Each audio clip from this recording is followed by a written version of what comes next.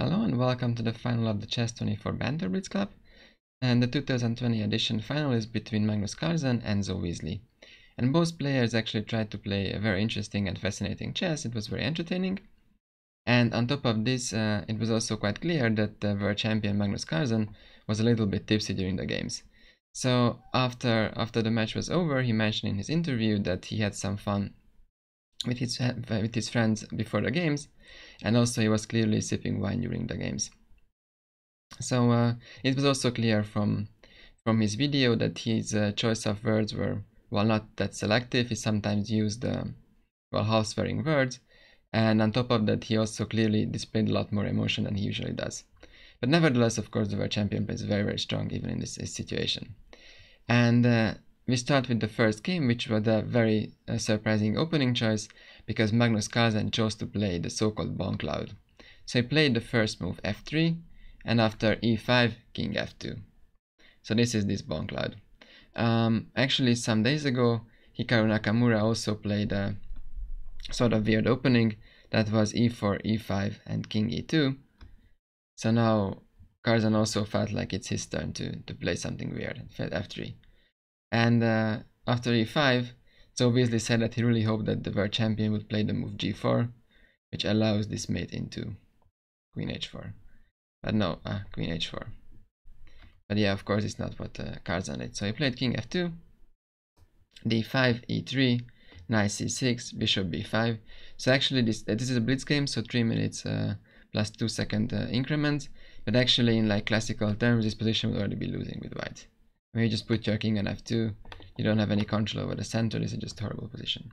So let's see how Wesley handles the situation. Knight e7, d4, e6, bishop a4, takes, knight f5. So actually normal developing movings from both sides for the time being. c3 castles, and while black finished development, white has only 2 pieces developed. His king is weak, lost the right to castle. So actually black is, well, certainly just simply winning. But of course it's a blitz game, so it's not so easy. Comes knight d2, rook e8, knight f1, bishop d7, bishop c2. And actually in this position, Wesley made a smaller mistake. He should have just continued playing calmly, as he usually does, a very good positional player, and go on with the move knight e8.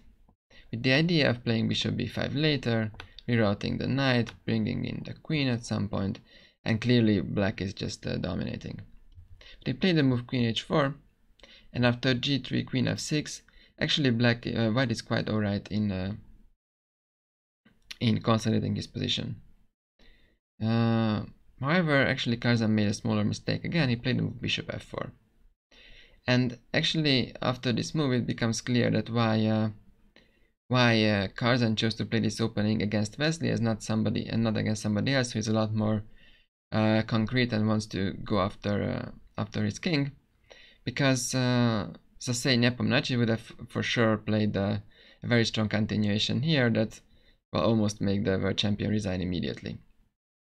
So here you can stop the video and try to figure out how to continue with black. So the idea is that now we have our queen on f6 and the white king on f2, and there is a very nice knight h4 move that allows some sort of discovered attack to this f3 pawn. So the idea is, of course, that if you take on d6, then after queen f3, intermediate move, well, white is just collapsing, it's over. So for that reason, to knight h4, it's actually, well, not really possible to react any well. So if you take on h4 after bishop f4, white is clearly again losing. And the problem for white is that the next move could be g5, making this bishop move and then just take on f3. And there is not a lot that white can do about this. So knight h4 seems like almost a winning move, especially in blitz. But Wesley missed it and played the slow positional continuation, knight e7. And after bishop takes, knight e3, he played the move bishop f5, after which the position is going to be more or less equal. So knight f4, c6, some small kind of boring move, queen h6, h4, queen goes back, some exchanges, knight g4, queen d8, queen d3, queen b6, putting some pressure now on the queen side, b3, queen b5, and after any normal move we would actually expect that the game would end in a draw. Yeah, let's say anything, even queen d2, or you just exchange your queens, whatever, the position looks very drawish. However, Magnus Carlsen actually blunders a pawn here. Played the move a4. He completely forgot that after queen b3, rook b1, black actually has an escape square for his queen, queen c4. And well, black is just simply up now a pawn. Comes queen d2, a5 to making some room for your queen, knight e5, queen a6, h5. Well, actually now black is simply up a pawn, his position is winning, so Carlsen just tried to create some diversion in the head of Wesley essentially.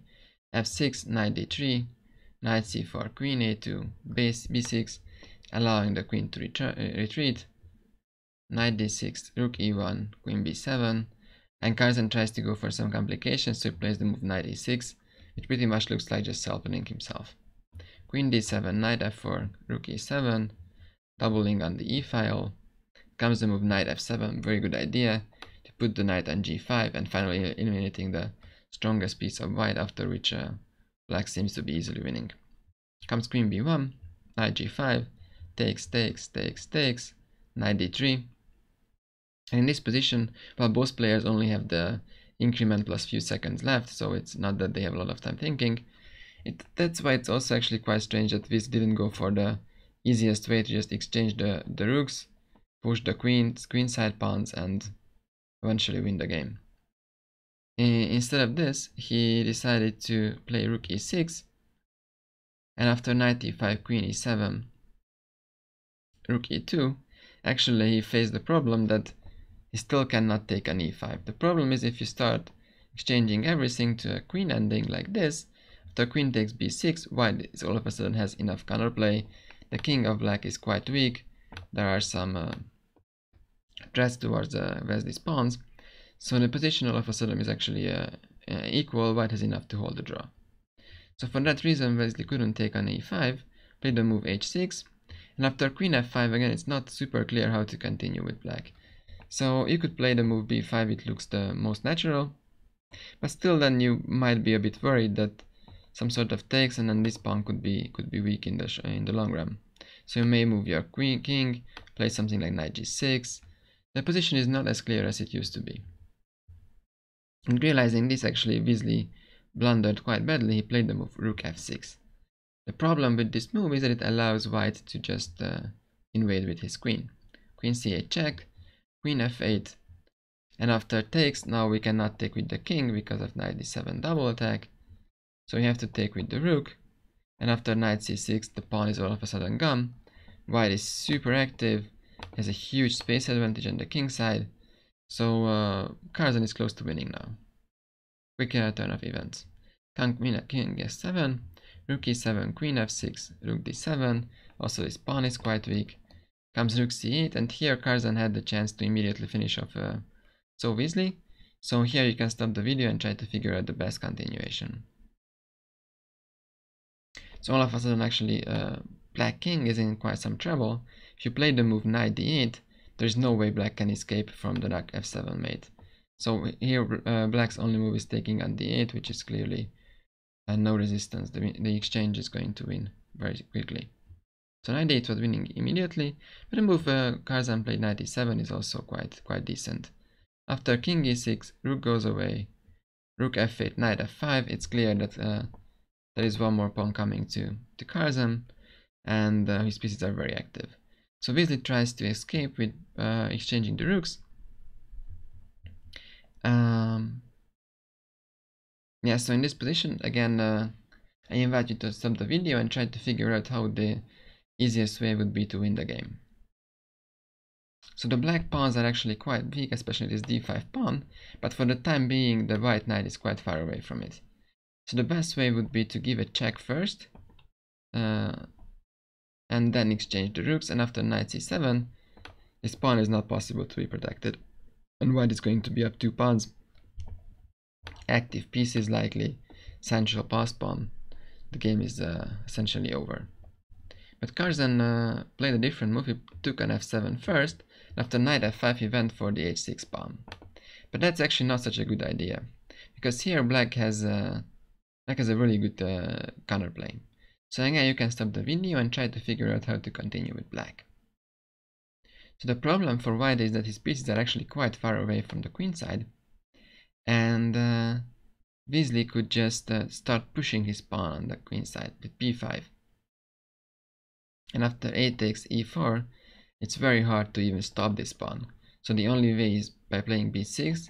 Now black has to take, and after knight e3, e3, knight c2, the white is actually just back on time. But we can see that in this position it actually looks that black is very active, and it will be a hard task for Carlsen to convert his advantage. He has a pawn up, but he doesn't even have a passed pawn.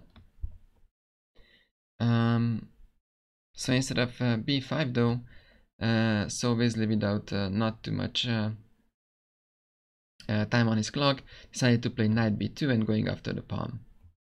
King e2, knight a4, knight h6, king f6, but here it's not very easy to mobilize these pawns because of the a4 knight is quite on the way, and also now white has a huge pass pawn on the h file. So now comes king d3, knight b2, king c2, knight c4, so finally the black knight made it back, and also the white knight made it back. So here, well, white is up a pawn, but still the position is not that clear. Comes b5, h6, king g6, knight e7 check, takes knight d5, king g6, and here Carlsen actually made a little bit of a blunder. He played knight c7, expecting black that there is no way to protect this pawn. He just overlooked that knight d6 comes, and black seems to be quite alright. It's again not very simple to figure out any way to continue and move forward with white. Comes king b3, and the black king is coming over. So after some maneuvering, now black is completely fine. He protects all the squares, so all that white has left is pushing f4 and hoping that his pass pawn on the king side can be decisive. Comes knight e4, takes, knight f4, knight e4, knight h3, a4, king b4. Again, a very important move that Wesley is eliminating the pawn, so plays a3, takes, and actually now it gets more and more clear that there's not enough material for Carlsen to win the game. Comes g5, king d5, g6, and here actually So Wesley blundered again. So he played the move knight e4, and again I invite you to stop the video here and try to figure out how to win with white. So the problem is that all of a sudden this g pawn is very far advanced, and actually white can just stop black from stopping this. So black wants to play knight f6, and that's the way to control the g8 promotion square. However, white could just play knight f4 check, king d4, knight h5, controlling this square. There is nothing black can do about g7 and g8 queen. So yeah, all of a sudden Carlsen had a win. But Carlsen missed this opportunity. He played the move knight g5 with the idea that of course if you take then g7 queens, but Wesley is not taking it but plays knight f6. And again the position seems to be balanced. Knight f3, king e4, g7, king f5, knight e5, and here Wesley had two separate ways actually to make the draw. The most straightforward would be just go back to king e4 because that's where he came from, threatening to take the pawn, and if white goes back, the only way to protect the pawn, then you also just go back and eventually forcing repetition. The other way could have been to just play knight g8, and then after king f6, king g7 picking up the pawn, again very clearly resulting in a draw. However, Wesley actually blundered, and this is the final blunder of the game. After knight e5, he played the move king g5, with the idea to picking up the pawn from h6, but the problem is that after king b4, king h6 doesn't work because knight g4 check. Again, we cannot take because the pawn is being promoted, so we have to take on g7, and this pawn ending is just losing. And somewhere on the way, Wesley actually lost on time as well. He realized that he messed up and he has no chances anymore. So this pawn ending is obviously clearly winning because the king is too far ahead, and we are going to push this pawn in. So this was the first game, and also the remainder of the games were really very interesting, but similar to this game, Wesley was not good enough using his chances to convert his advantages, and eventually Carlsen managed to overpower him and won the match by I think 3.5, sorry 5.5, 3.5. So well, not by a huge advantage, and also Wesley won multiple games, but I don't think he ever had the lead during the match. Yeah, so this was it. I will probably cover more of their games from this blitz battle because they were really very interesting. But actually with this tournament, I believe that the online tournament season is essentially over, and in just a few days, I think 6th of October, the players are going to go back to play over the board chess in the Norway chess tournament. So see you in the next video.